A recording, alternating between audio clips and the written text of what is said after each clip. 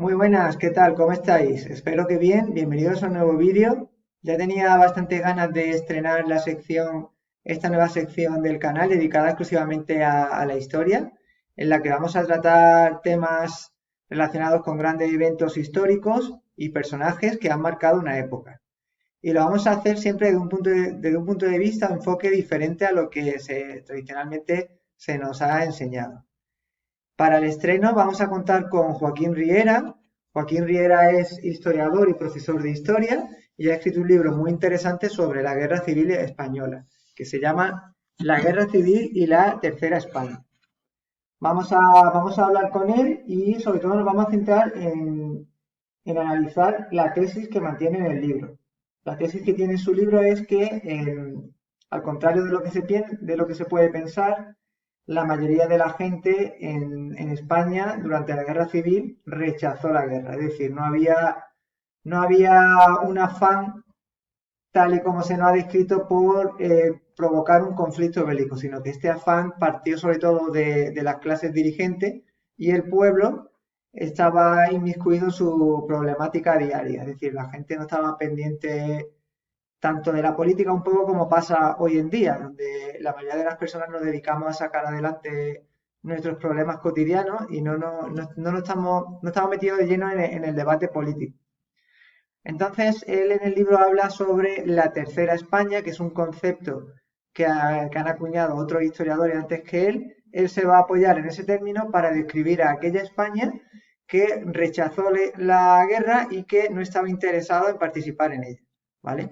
Entonces, la charla va a girar en torno a analizar lo que era la Tercera España y también va a analizar en torno a cómo la guerra evolucionó desde un punto de vista bélico, es decir, qué factores fueron los que hicieron posible que al final el bando nacional se hicieran con con la victoria y las consecuencias que tuvo esto para el país, ¿vale?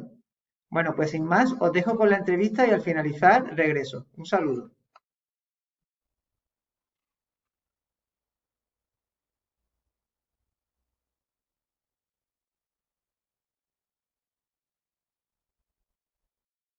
Muy buenas, ¿qué tal? ¿Cómo estáis? Bienvenidos a un nuevo vídeo. Hoy vamos a tocar un tema que os va a venir muy bien, sobre todo ahora que os vais a presentar a selectividad. Y vamos a hablar de la guerra civil. Concretamente, vamos a hablar del ambiente prebélico que se vivía antes de la guerra civil y también vamos a hablar un poco sobre el desarrollo de la guerra. Y para ello vamos a utilizar un libro que trata sobre este tema que se llama La Guerra Civil y la Tercera España, cuyo autor es Joaquín Rivera y lo tenemos hoy aquí con nosotros. Muy buenas, Joaquín, ¿qué tal? ¿Cómo estás? Buenas, Joaquín Riera. ¿Qué has Perdona, dicho Joaquín, Rivera? Joaquín Rivera. Bueno, eh, has escrito el libro de la Guerra Civil y la Tercera España. ¿Cómo surgió la idea de escribir este libro? ¿Cuándo empezaste a pensar en escribir sobre ello? Bueno, ya cuando estaba realizando los estudios universitarios, tuve que hacer un trabajo de final de carrera, digamos que sobre este periodo de la historia y ya busqué un enfoque un poco más a nivel local, microhistórico o Mm. intrahistórico. Y ahí empecé un poco a investigar en relación con familiares míos que habían tenido de alguna manera algún papel político, aunque fuera a escala local, aparte de militar, como muchos otros que fueron a combatir en ese conflicto. Y entonces ahí empecé a recoger información y posteriormente, muchos años después ya, ahondé en ese tema porque me di cuenta, desde mi modesto punto de vista, de que realmente estábamos padeciendo, seguimos padeciendo, como suele ocurrir en la historia y sobre todo con hechos así polémicos, de historiografías totalmente opuestas, muy simplistas, aunque estén repletas de documentación, eso es innegable. No hablamos de historiadores aficionados, sino de historiadores reputados, sean de una ideología o de la otra. Yo creía que, como siempre en la historia, desde que se impuso la historia social en la universidad, ¿no? La historia de la gente común, pues puede aportar una visión que sirve para matizar lo que se nos ha contado durante 40 años de dictadura y lo que se nos ha contado posteriormente. Y la verdad, como siempre, no se encuentra en los extremos, sino justo medio, como decía Aristóteles. Entonces, un poco, arrojar un poco de luz, aunque partiera de una cuestión familiar y personal, porque después de comprobar más casos, sirve para poder entender mejor lo que es un conflicto como una guerra civil. Bueno, em, lo que es en el libro se ve claramente el ambiente de la época, lo que es el ambiente prebélico que se vivía. Y cuando estudiamos lo que es el contexto histórico a la hora de enseñarlo en secundaria, hablamos un poco sobre cuál era el ambiente político, pero nos centramos muy poco en el ambiente social, en cómo era la sociedad de aquella época y los problemas que realmente tenían a la hora de salir adelante. Entonces, este libro arroja un poco de luz en el sentido de que se enfoca no solo en la parte política, sino también en la parte social de la España de aquel tiempo. Muchos alumnos cuando estudian este periodo siempre le preguntan al profesor, o por lo menos a mí me lo han hecho, de si se podía haber evitado el conflicto, si se podía haber llevado a algún tipo de acuerdo sin necesidad de llegar al conflicto armado. ¿Tú qué le responderías a esa pregunta? Yo diría que si la clase política, tanto de un extremo ideológico como del otro, incluso de lo que fue el centro que se disolvió en las elecciones del 36, hubieran intentado calmar un poco los ánimos, que estaban muy agitados y con razón, porque hubo una fuerte politización, una gran crisis económica, si hubieran mediado y hubieran buscado vías intermedias y hubieran tenido voluntad de acuerdo, hubieran podido evitar la guerra civil. Sí, yo Vale. creo que sí. Eh, en el libro habla sobre una clase o un colectivo que denominan la Tercera España. Este término no es un término propiamente tuyo, sino que lo has cogido de la historiografía, ya hay otros autores que lo han utilizado. ¿Qué podrías decirnos sobre la Tercera Sí. España? ¿A qué se refiere el historiador cuando habla de la Tercera España? Pues bueno, la historia que se nos ha contado de la guerra civil, tanto durante el franquismo como con la recuperación de la democracia y sobre todo en las últimas décadas, está marcada por la ubicación del conflicto entre dos polos, las derechas y las izquierdas, los fascistas, los nacionalistas y los republicanos o los rojos vulgarmente denominados. Y lo que pasa, lo que ocurre es que el fenómeno fue mucho más complejo y la gran mayoría de la población, a pesar del ambiente de politización que había, no manifestó esa voluntad de participar claramente por una o por la otra opción, sino que se vio arrastrada a un conflicto que evidentemente nadie en su sano juicio, ni ayer, ni hoy, ni nunca desea, ¿no? Que es tener que matar a una persona que ni conoces, perder tu familia, tu casa, tu trabajo. Y la Tercera España, pues es, digamos, el grueso de los soldados que fueron a la guerra, formaban parte de esa Tercera España, quienes se quedaron en la retaguardia. Eso no quiere decir que no estuviesen en contra de los crímenes que se estaban cometiendo por parte de las tropas fascistas, ni en la retaguardia republicana en los primeros meses por parte de esos elementos que se han llamado incontrolados. Evidentemente estaban en contra porque estaban en contra de toda la violencia, pero era esa gente que hubiera querido que algún político hubiera intentado evitar ese choque porque ellos no se identificaban con eso, creían en una España en paz, en una España posible donde hubiera una justicia social que era necesaria, pero sin llegar a extremismos, ni por una parte ni por la otra. De hecho, las Y personas de la Tercera España estaban en todos los ámbitos, incluso dentro de la política había políticos que no querían la guerra, es decir, había tanto militares como has comentado, pero también había políticos, también había profesores.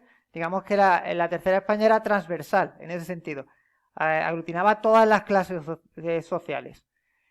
Habría que ver cuánta de esa Tercera España se movilizó y se fanatizó cuánta permaneció, digamos, permaneció al margen. Entonces, ¿tú más o menos tienes idea de cuánta España estaba movilizada realmente? Si te atrevieras a poner un porcentaje de población que realmente quisiera la guerra, mayoritariamente estaría por el no a la guerra, ¿no? Sí, 2,5 millones de soldados de alguna manera eludieron participar en el conflicto. 2,5 millones. Y por cada bando lucharon 1,3 millones aproximadamente por el bando republicano y 1,2 por el bando franquista. Entonces yo calculo que para la población de aquella época 2,5 millones es bastante gente. En todas las guerras hay deserciones y en todas las guerras hay gente que se evade de esa responsabilidad. Más aún en una guerra civil, porque en una guerra contra un enemigo extranjero aún se puede Sí, arbolar la sí, sí, sí, bandera es verdad. en la defensa de tu hogar, pero aquí era ya una lucha entre dos ideologías, fascismo y, aunque la República al principio no era comunista, pero después, evidentemente, con el apoyo que tuvieron que buscar la Unión Soviética, era casi eso, fascismo o comunismo. Y no había, yo creo, una mayoría social, una masa social que creyese que valía la pena morir por eso y por defender la democracia, De sin hecho, negar que había elementos politizados y fanatizados, de, pero que esos eran una minoría. de hecho, cuando estudias esta parte dentro de segundo bachillerato, una de las causas que se citan para mencionar la derrota republicana es la falta de preparación de lo que son las personas que apoyaban al bando republicano, lo que son los militares, que no eran militares propiamente dichos, sino que eran personas del pueblo, pero lo que no cuentan es hasta qué punto ese bando estaba desmovilizado, hasta qué punto esos miembros, no, aparte de no estar preparados, no estaban motivados a la hora de encarar una guerra. De hecho, a lo mejor la motivación de un bando con respecto a otro no era exactamente la misma. No sé yo hasta qué punto se ha podido medir la influencia que tuvo en el bando nacional el tener gente más movilizada o más motivada o menos o más fanatizada, porque puede ser que el fanatismo a la hora de una guerra digamos, es algo positivo para el bando que gana la guerra. No sé si me Y más, explico. más fanatizada y más aterrorizada. Evidentemente, en el bando que se sublevó había una brutalidad mayor al principio. Entonces, cualquiera se quería subir al tren porque sabía que si no lo hacía podía directamente morir. Entonces, se retroalimentó el miedo, crea más fanatismo y más violencia. En cambio, en el bando republicano los que se movilizaron, que como digo es innegable que hubo movilización, como los anarquistas, por ejemplo, no tenían nada que ver con los comunistas. Los comunistas tenían un plan, querían ganar la guerra y sabían que tenían que formar a tropas porque se quedó descabezado el ejército que quedó fiel a la República de oficiales y solo había suboficiales y el pueblo en armas. Y el pueblo en armas es un problema si no se disciplina. Cuando tú explicas la historia de España, ¿qué lecciones son las que te gustaría que se llevase el alumno? Sobre todo, concretamente en este libro, cuando un alumno lo lee, ¿qué te gustaría que se llevase de legado del libro? De este libro concretamente. Que la historia es más compleja de lo que a simple vista parece, que siempre se puede encontrar una interpretación dentro de lo que la documentación, los archivos y los testimonios nos dicen, siempre se puede encontrar una visión que intenta no dejar fuera de los hechos que han ocurrido a nadie, en este caso, pues la historia de aquellos que participaron directamente en ese conflicto y que se cuenta como si hubiera ocurrido solo en los despachos de los dirigentes y en las batallas, pero en esas batallas había personas. Entonces, ver que la historia la hacen las personas y que esa historia que hacen las personas está dirigida por unas minorías siempre. Y que lo importante sería tomar conciencia de que no podemos ser ciudadanos completos si no tenemos capacidad crítica para identificar o intentar separar el grano de la paja, la verdad de la mentira. Y más hoy en día que vivimos en un mundo de posverdades.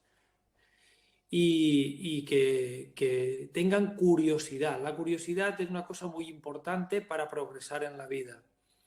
El interés por saber, tanto de una especialidad Sí. Es que yo creo que como de... cuando dices la curiosidad, eso es un hábito. Entonces, el hábito muchas veces te lleva al conocimiento. Es decir, si tú desarrollas el hábito de la curiosidad, una persona curiosa tendrá muchas posibilidades de llegar al conocimiento, porque por sí mismo indagará una cosa, luego otra, y no se va a quedar en un mensaje simplista, sino que va a seguir indagando. Entonces, nosotros al alumnado no podemos inculcarle muchos conocimientos porque la cantidad de conocimientos es tan elevada y ellos tienen tantas cosas que aprender que es imposible. Pero sí podemos inculcar hábitos para que el día de mañana puedan ellos llegar a esos conocimientos por sí mismos. No sé si comparte esa reflexión. Sí, darle un hilo y que ellos tiren de ese Exactamente. hilo. Que sean ellos mismos. Si no hay tiempo, ni hay capacidad, ni hay simplemente que despertar la curiosidad, no echar la chapa o dar el mensaje, el eslogan, que algunos compañeros hacen eso, cada uno, sino ayudar a que las personas sean autónomas y por ellas mismas, siempre distinguiendo entre lo que es la verdad, la documentación histórica, evidentemente, porque después cuando uno tiene curiosidad y va buscando información por su cuenta, debe saber que tiene que seguir ciertos cauces para que no se la den otra vez con queso, es decir, para que no le engañen tampoco por otro lado, porque hay mucha gente hoy en día también que va por ahí diciendo es que yo lo he visto en internet, es que lo he leído en tal... A ver, las fuentes son muy importantes. Aquí lo importante es contrastar las fuentes. El periodismo y la historia están muy relacionados y la investigación policial. Todo es lo mismo y al final un espíritu crítico se basa en eso y así empezó la filosofía y la ciencia, por cuestionarse el porqué de las cosas, por qué esto es así y no es de otra manera, o tal vez será así o no, vamos a ver. Sobre todo hacer entender al alumnado que la historia es muy compleja. De hecho, cuando les enseña esa complejidad, muchos de ellos tiran la toalla en el sentido de que piensan que ni ellos mismos ni los historiadores saben la verdad. Entonces, cuando se enfrentan a ese tipo de afirmación, tiran la toalla y dicen, si ni siquiera los especialistas se ponen de acuerdo, como yo, que soy soy una cosa muy pequeña, no voy a poder alcanzar la verdad. Es que el conocimiento es muy complejo. Está lleno de matices y todos esos matices no son fáciles de obtener y requieren un esfuerzo de contrastación y un esfuerzo de maduración. Y eso te lo da el paso de los años. Y tú tienes que ser consciente de que eso es así y no porque sea así renunciar al conocimiento y tirar la toalla en el sentido de me voy a dedicar a otras cosas, esto no me interesa porque es muy difícil. Ven una barrera a lo que ellos no pueden acceder y eso le impide profundizar. Y abrazan el mensaje fácil que les promete una información a coste cero, muy reduccionista, que digamos que se lo da todo hecho al alumno, que se siente tentado a abrazar, porque normalmente el ser humano lo que queremos son certidumbres y no nos gustan las cosas complejas. Nos gustan las cosas bien clasificadas, bien estructuradas y que se adapte un poco a lo que ya previamente ya sabemos. Es decir, intentamos encajar las piezas dentro de un pensamiento previo, cuando muchas veces tenemos que acceder a ese pensamiento desde un punto de vista acrítico, o sea, desde un punto de vista abierto, no desde tu perspectiva intentar buscar aquello que reafirme lo que es el sesgo de confirmación, que es lo que muchos buscan en la historia, tratan de buscar aquello que confirme lo que yo ya previamente pienso. Bueno, así es. Yo a propósito de esto, normalmente a los alumnos trato de inculcarle lo que es que hagan una investigación de un tema que ellos conozcan. Es decir, si te gusta mucho un grupo de música, investiga cómo se formó ese grupo de música, por qué se separó ese grupo de música, qué influencia recibió en el estilo ese grupo de música, por qué trataron esos temas. Van a partir de una motivación inicial buena, porque le va a gustar el grupo de música, y a su vez ya parten con unos conocimientos que le va a permitir al alumno tener ya una herramienta con las que empezar, y no tan manipuladas, porque son algo que ya ellos han convivido con ellos, lo han escuchado, tienen ya información de partida. Y se van a dar cuenta de cómo van a ir descubriendo cosas que previamente se habían pasado desapercibidas. Y a partir de ahí dice, pues como eso, en la historia pasa lo mismo. Cuando tú quieres investigar un hecho histórico, tienes que ir lo mismo que tú has hecho, el mismo método que tú has aplicado con ese grupo de música, lo aplica un historiador para llegar al conocimiento de una determinada realidad. Y de hecho eso le abre mucho la mente. Una persona cuando investiga ya tiende a que cuando recibe resultados de investigaciones ya no se las crea tanto, porque sabe que hay muchas maneras de manipular, porque ha visto en esa investigación que él ha llevado a cabo, ha visto muchas teorías que tratan de manipular esa verdad. Y dice, bueno, ojo, que puede ser que esto no sea verdad. O ojo, que aquí hay intereses que hacen que esto se derive hacia este lado. Entonces, digamos como que ese ejercicio sano de investigar cosas te abre muchísimo la mente. Por ejemplo, con el tema del cristianismo primitivo, pues yo no soy una persona, es decir, yo no soy teólogo, no tengo conocimientos de teología a un nivel universitario. Sin embargo, vas tirando del hilo, vas conociendo una postura, luego vas conociendo otra, vas viendo esta persona, por qué dice lo que dice, cuál han sido su influencia, porque muchas veces conociendo la influencia de esa persona, eres capaz de ver por qué piensa lo que piensa. Y al final es como que vas desarrollando un sistema de investigación que cada vez hace que tus investigaciones sean más complejas y tu discurso sea cada vez más elaborado. Pero claro, necesitas un punto de partida y empezar a investigar cosas muy sencillas relacionadas con cosas que te motiven, y a partir de ahí empiezas tú mismo, el cerebro se va a ir abriendo y te va a ir, digamos, proponiendo cada vez más caminos, y el mundo cada vez va a ser más complejo. A la vez que vas conociendo más, te das cuenta de la complejidad que hay. Efectivamente, sí, así es. Cuando uno empieza, ya no acaba nunca Sí, sí, en sí. ese camino de curiosidad. Bueno, ya para terminar, ¿qué problemas estructurales de la España de aquella época aún persisten bajo tu punto de vista? ¿Qué es lo que no hemos aprendido? ¿Qué es lo que seguimos manteniendo exactamente igual que en aquella época? Supone que Yo creo, la historia nos debe servir, uno de los aspectos que, digamos, nos ayuda a la historia es para no recaer en los errores pasados. Siempre te dicen eso, ¿no? El conocimiento de la historia es útil para no volver a caer en los mismos errores, ¿no? Entonces, ¿qué es lo que ha aprendido la sociedad respecto a ese periodo según lo que tú estás viendo hoy en día? a ver, es que claro, ese periodo ha quedado cortada la continuidad por 40 años de dictadura y eso ha influido también cómo se hizo la transición en España. Yo creo que no hay una auténtica cultura democrática por parte de la clase política. Los políticos, a diferencia de otros países como el Reino Unido, donde está consolidada desde el siglo XVII el liberalismo, aquí los políticos, muchos, entienden que acceder a un cargo público no es para servir a los ciudadanos, sino para servirse del cargo. Independientemente de que hoy en día, en un mundo globalizado, las decisiones se tomen en Bruselas o en el despacho de una multinacional, creo que los políticos deberían tener principios y deberían responder ante la ciudadanía. En este sentido, creo que hemos retrocedido respecto de la época de los años 30, que ha tenido que ver la dictadura y ha tenido que ver el compadreo, que fue para bien, en teoría, que se hizo con la transición. Y las nuevas generaciones de políticos, pues no, lejos de cambiar, empeoran y vuelven a tendencias que se habían dado por superadas, y una de ellas es la polarización.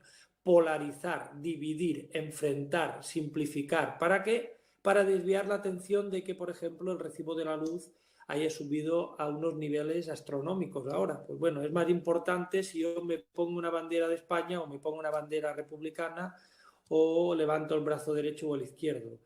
Creo que eso tiene difícil solución porque no se ha hecho al principio de la transición, en los años finales de los 70, principios de los 80, lo de la movida madrileña, Tierno Galván, todo esto, hubo ahí una posibilidad de verdad de hacer una cultura democrática en España, participativa, y donde la gente se implicase y viese que aquello que le prometían podía transformarse, pero realmente España se ha transformado gracias al dinero que ha venido de la Unión Europea, no vamos a engañarnos. Sí. Eso es lo que ha sido, da igual el gobierno que haya estado. Pero yo aquí no he visto ya, hablando de política más a nivel local, no de pueblos, sino de provincia, que los diputados provinciales, por ejemplo, las diputaciones se preocupen por solucionar problemas de a pie, de infraestructuras que deberían haberse hecho ya, estaban proyectadas a lo mejor en la época de la que estamos hablando, y hoy en día aún no se han hecho y se ha perdido dinero en aeropuertos, en puertos.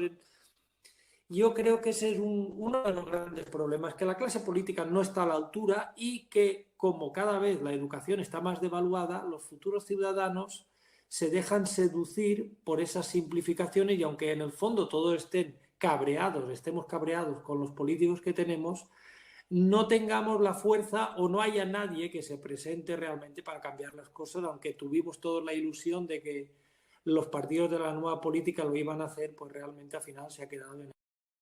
Que son las alianzas internacionales, ¿crees que jugaron un papel además de este factor? Claramente, sí, sin el apoyo militar extranjero, sobre todo el apoyo que recibió el bando sublevado, jamás la guerra se hubiera convertido en una guerra, hubiera sido un levantamiento decimonónico fracasado y el gobierno pues republicano hubiera podido sofocarlo, pero al entrar en juego el armamento, la aviación de potencias como la Italia de Mussolini y la Alemania nazi, pues eso determinó que la suerte que ya estaba perjudicando al bando republicano, en el cual no había ninguna unidad, cada uno iba, digamos, a su aire, pues a pesar de que el gobierno se empeñó económicamente en recibir ayuda militar de la Unión Soviética, pudo sostener el embate de los sublevados, pero al final la guerra la acabó perdiendo por eso, una ayuda militar desigual desde el extranjero, y yo creo que sin negar esto que es muy importante, la propia desorganización interna de los republicanos, que no había una unidad de acción que en el otro bando se consiguió por la vía del terror.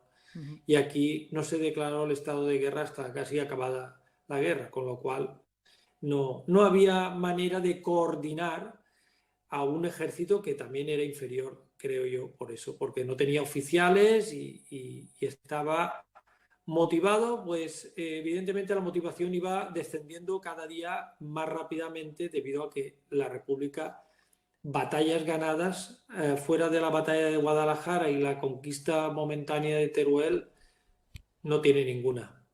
Por tanto, era normal que esa gente que estaba defendiendo la República cada vez estuviera más desmoralizada. Sí, una derrota lleva a la otra, luego a otra, hasta que ya se termina. Además, ya hay. La falta de unión lleva a haber traiciones, digamos, es la pescadilla que se muerde la cola. Sí, un golpe de Estado dentro de la propia Sí, guerra civil de Casado y Cipriano Mera contra el gobierno de Negrín apoyado por los comunistas, que eso ya fue el punto y final, La flota de guerra zarpó de Cartagena con destino a Argel, vamos, fue un despropósito. Ya sí que la guerra estaba perdida hacía meses, eso también hay que remarcarlo, que en el año 38, incluso antes, Azaña sabía que la guerra estaba perdida y Negrín la quiso prolongar, confiando en que estallaría pronto un conflicto a nivel europeo y que tal vez España se beneficiaría, pero eso supuso miles de muertes que se hubieran podido evitar, cuando ya era inevitable la victoria de las tropas sublevadas, y tal vez si hubiera habido tiempo antes un intento de negociación, tal vez, esto es hipotético, no hubiera sido la yo creo derrota tan pero desastrosa. Yo creo que ahí entra un poco la falta de asunción de responsabilidad, es decir, ellos piensan alargando o intentando, como no, las víctimas no son ellos en persona, sino que son terceras personas los que van a sufrir ese alargamiento, pues al final se impone esa lógica de actuación, en el que como yo no voy a asumir el coste directamente, pues al final son víctimas que se cobran, pero no son ellos directamente, ¿entiendes? Sí, sacrifican al pueblo que dicen defender. Sí, Eso es sí, lo sí. curioso. La sangre del pueblo corrió, pero para nada, en vano. 40 Porque, años de porque dictadura. los incentivos en la toma de decisiones son importantes. Entonces, el incentivo era de, como yo no voy a asumir los costes directamente, sino que van a ser terceras personas, pues no le importan alargar la guerra. Si hubiesen pensado más un poco en el colectivo y menos en salvar o en intentar alargar el conflicto, sobre todo pensando en que iba a haber una guerra mundial y que eso iba a hacer que lo que son las potencias internacionales entraran en la guerra civil española de manera más pujante en favor del bando republicano. Entonces lo que se pretendía era ese alargamiento para intentar que coincidiera con una guerra mundial y que la guerra civil española formara parte del escenario de la guerra mundial. Sí, ¿Entiendes? la hipocresía de estas potencias europeas, vamos, del Reino Unido y de Francia les pasó factura, porque después los siguientes fueron ellos, por Sí. no haber ayudado al gobierno democrático español. Esa fue la consecuencia. No sé qué esperaba Negrín si estas potencias fueron arrolladas. ¿Qué esperaba? A lo mejor tenían información de que si aguantaban un poco más iban a terminar recibiendo ayuda.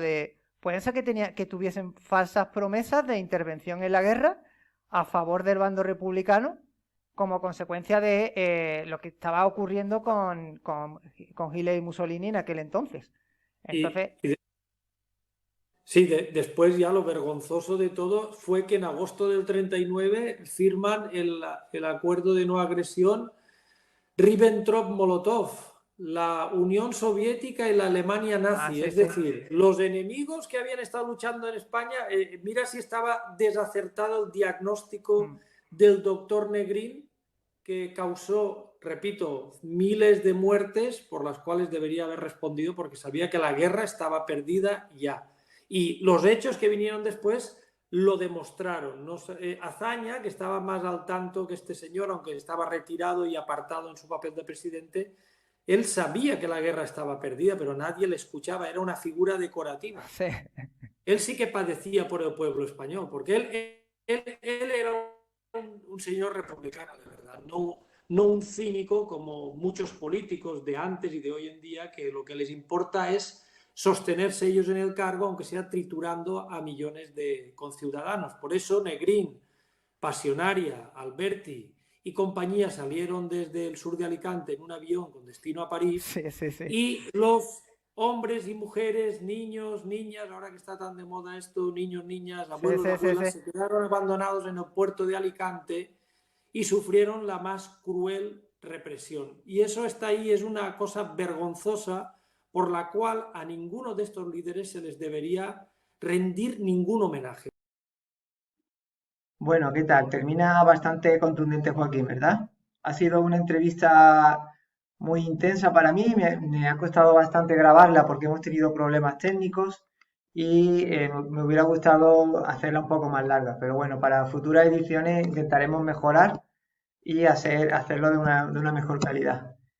La verdad que recomiendo muchísimo leer este libro. Yo lo tengo aquí, es un libro bastante cortito, se hace muy, muy ameno, tiene apenas, no llega a 120 páginas y os va a venir muy bien para complementar los conocimientos que habéis adquirido en segundo bachillerato sobre la guerra civil, más enfocado en acontecimientos bélicos y políticos. Este libro se centra más en la parte social, en cómo lo vivieron personas de carne y hueso y centrándose sobre todo en resaltar que hubo una mayoría social que estaba en contra de la guerra. Es decir, la guerra no vino como consecuencia de una aclamación popular que querían enfrentarse debido a aumentos de odio, sino que la población estaba totalmente al margen de los acontecimientos políticos, sino que era una minoría, como dice aquí en la entrada del libro, de cómo una minoría extrema nos llevaron a la guerra. Entonces, yo creo que la verdadera intención de este libro, una de ellas, de Joaquín, como ha dejado claro, es hacer ver al resto de la sociedad española actual que en la guerra civil hubo una mayoría de gente que no estaba interesada en el conflicto. ¿vale? Para hacer ver a los demás que ese conflicto fue artificialmente provocado, sino que no surgió de forma natural, espontánea entre el propio pueblo, sino que fue un conflicto de intereses entre diferentes bandos políticos que terminó por arrastrar al resto de la población bajo amenaza, ¿vale? Bueno, espero que os haya gustado el primer capítulo. Volveremos con un nuevo evento, con nuevos personajes.